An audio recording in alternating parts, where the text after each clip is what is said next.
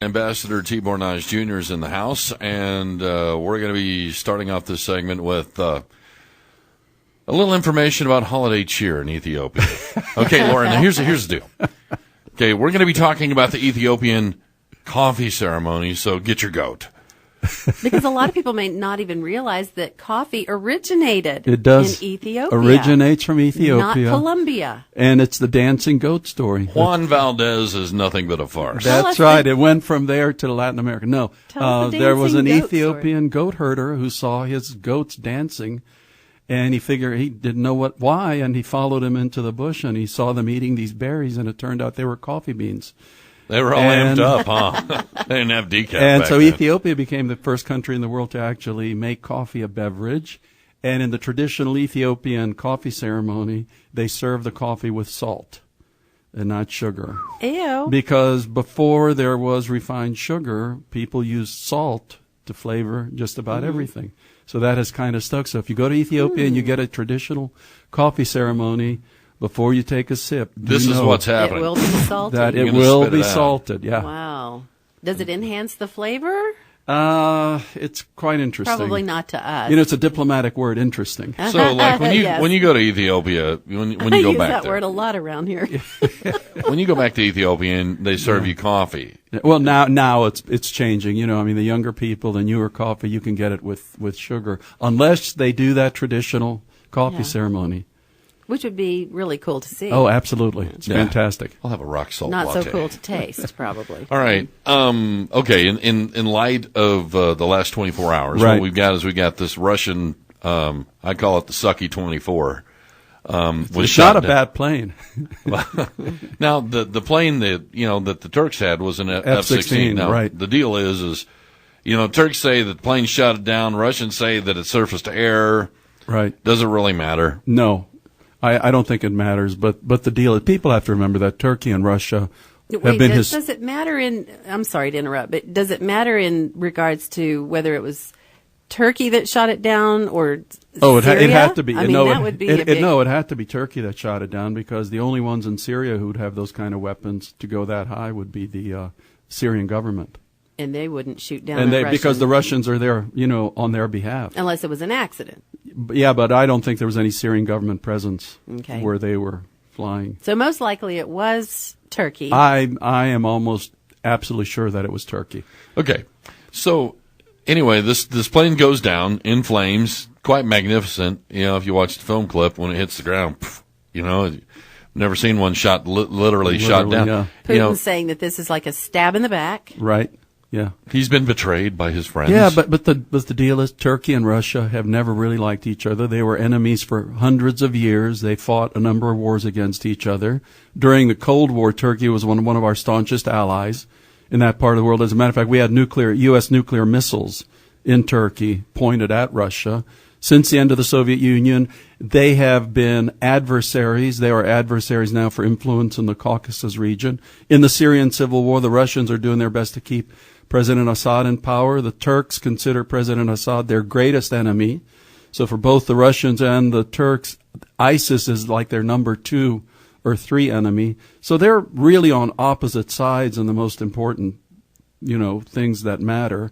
The ethnic group that the Russians were bombing are Turkmen, because, Syria has a lot of different ethnic groups.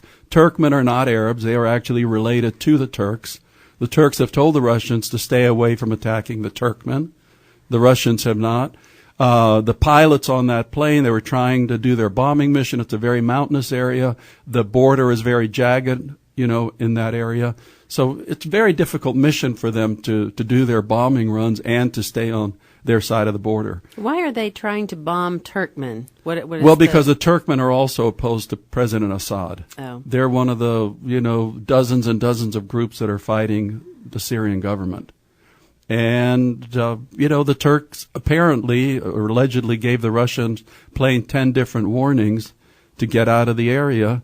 They didn't, and the Turks, proved that they're quite capable, that their F-16s are quite capable of taking on the Russian fighter. I've not seen any confirmed reports this morning about the condition of the pilots. Well, allegedly one has been captured, and allegedly the other one was shot dead.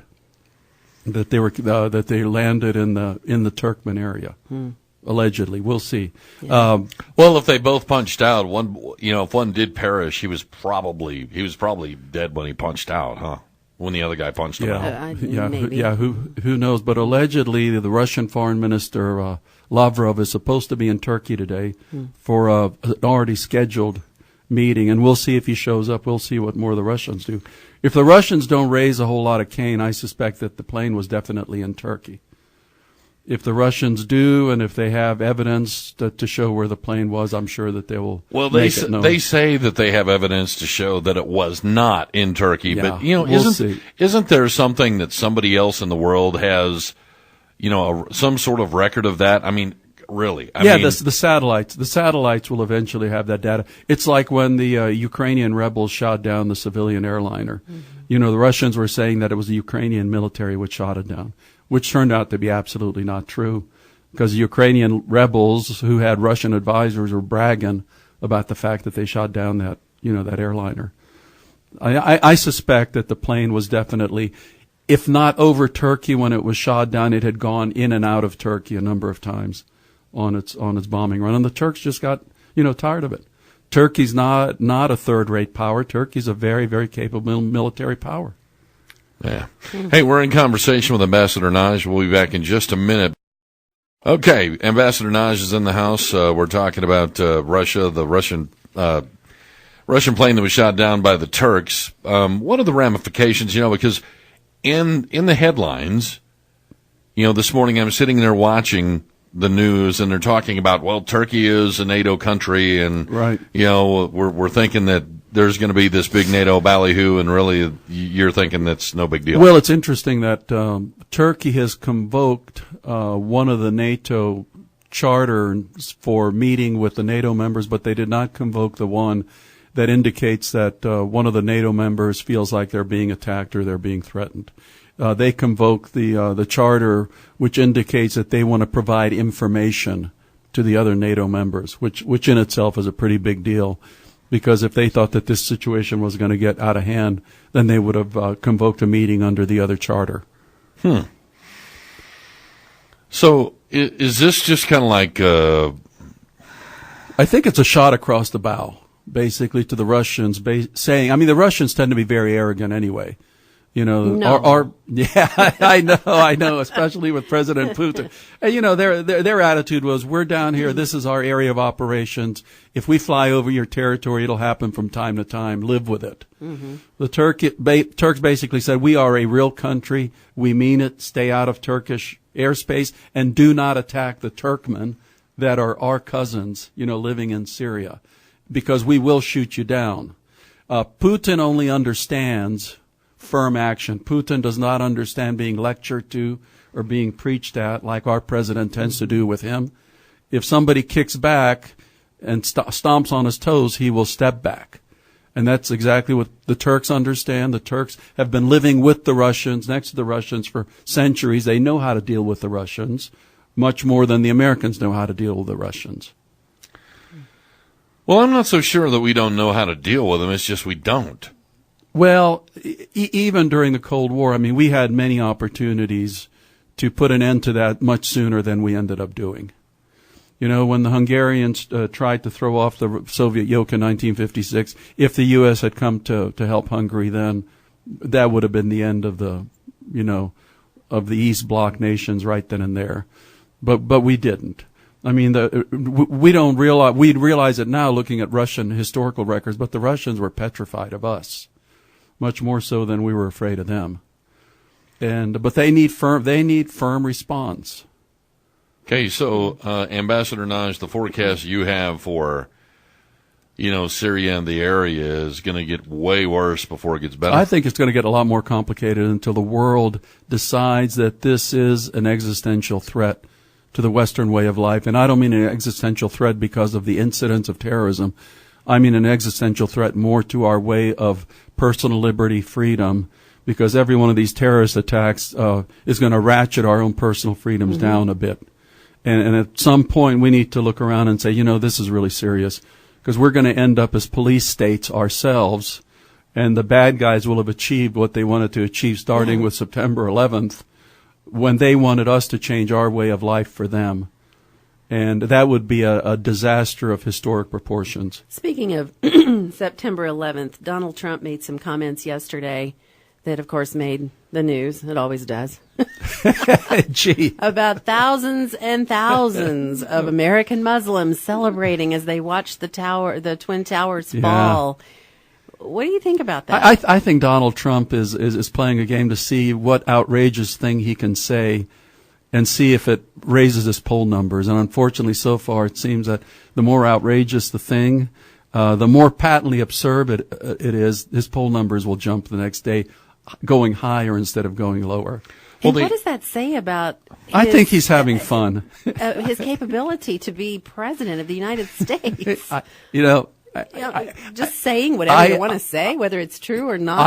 I am just astounded that we take him as a serious candidate, but I think that there's a lot deeper significance in this as to how fed up the American people are with politics as usual. I mean, in other countries this has happened. In one country they elected a comic, I think a comedian. Really? To the Senate. Yeah, and in another country it was a lady who had a more nefarious occupation. They elected her I think in Italy to their parliament. So I think this is an indication, I think it's worldwide, that people are just fed up, extremely fed up with politics as usual. And when somebody like Donald Trump presents themselves, people will flock to him just to say in your face to the other politicians. Here's what I was saying earlier, Laura and I had a little tiff. I was thinking that the American people are like Pavlov's dogs. Okay? They get fed with the light bulb on, and there's been so much stuff coming out of the administration and said that is, kind of out of bounds, or we say things and we draw the red line, we don't do things. So, now when the light flips on, we foam at the mouth anyway. Yeah. Well, but here's the deal. If you go back and read some of the stuff that even Will Rogers wrote about politicians, things haven't changed at all. Or go back to the ancient Greek city-states of Aristophanes and what he wrote about, in his comedies about politicians. It seems exactly the same thing. It just seems, with the internet and modern communications, it just seems it seems louder now. And I just think the people's fed up level is just so much higher. But the alternative is not always the best choice. No, exactly. That's exactly what we're seeing. Exactly. Okay, Ambassador Nagy, if in fact there were people in Africa or Ethiopia celebrating the holiday, which they're probably not because they don't have any Thanksgiving? They don't have any idea about the Mayflower and Plymouth Rock. But there's large American community in Ethiopia, so the American community in these countries tends to get together and have a community Thanksgiving What's a man meal. got to give for a turkey in Ethiopia? Well, local turkeys tend to be rather slim, but if you get them imported, you pay a very high price. Like, what is a high price? Well, I've been gone there for a number of years, but probably about 5 or 6 times what we would pay here. Really? Yep. Wow. Because they come in by air freight. I get it. So they fly in.